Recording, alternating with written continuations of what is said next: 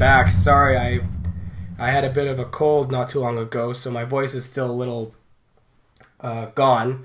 But luckily, I still have a piece of it to show you another library haul.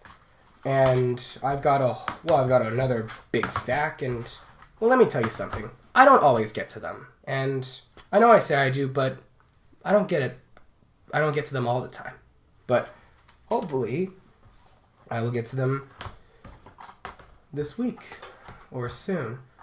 So I've got a whole bunch. Let's start off with some Halloween ones, considering Halloween is just, only a number of days. So let us begin with some of the horrors.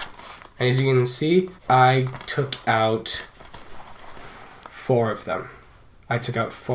So, as you saw, clear in sight, Orphan, awesome horror film, or thriller, or whatever you would like to call it. Isabel Fuhrman, absolutely adore her performance in this. I really, really do. And if you actually look on producers, it actually says produced by, some of these people who produced it, there was Susan Downey and Leonardo DiCaprio. I'm not kidding, Leonardo DiCaprio actually worked as a producer to this movie, and that really surprised me. So, that's one. Second Halloween, I had to get it again, because I loved it. That is Ginger Snaps. Okay, I absolutely loved this, and I don't know why I didn't do a review when I had an idea, but after I watch it again, I will for sure give you a review. It's so good. It's a really good one. And of course, this one is a quadruple feature pack, but I only got it to watch Fear, the Mark Wahlberg. Oh, I dropped a DVD. Oh, and it's the best one. Sorry about that. I'll just set it right here. Anyways, I rented it just because I wanted to see Fear, Mark Wahlberg and Reese Witherspoon. I have to say, Mark Wahlberg does really good in thrillers, or he did. I thought he was good. This was awesome. It was one of his first leading roles after he left his stage name Marky Mark and the Funky Bunch behind him.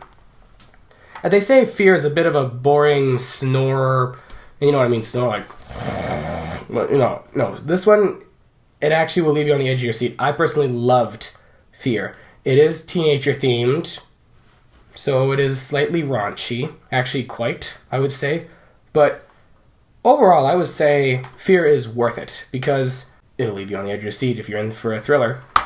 I had to conclude this, A Nightmare on Elm Street. My all-time favorite 1980s horror movie. Sure, there's The Fly, The Shining, Friday the 13th, but my all-time favorite horror movie of the 1980s is, and will always be, A Nightmare on Elm Street. And I was actually watching this once, and my mother happened to be walking by, and this is one of my fond memories of Nightmare on Elm Street, was the lead character, Nancy, and I looked at her, and Nancy had, I thought, the most gorgeous, thick, wavy hair I've ever seen. I remember shortly before watching it, my mother said to me, "Mr. Blue, if you grow your hair out super long, it won't be straight, it'll be big and wavy." And my mother walks by, and I remembered what my mother said, and I asked my mother, "Is that what you meant? Thick and wavy like that?" Mom's like, "Yeah, that's how thick your hair would be. That's what your hair would look like if you kept growing it." I was like, "Yeah." And my friend doesn't know quite much about Nightmare on Elm Street, and then I told him, he was like, "So who exactly is Freddy Krueger anyway?" I can't, for those who haven't seen A Nightmare on Elm Street, I can't spoil that for you. So, anyways, that's part 1. Halloween favorites, and stay tuned for part 2.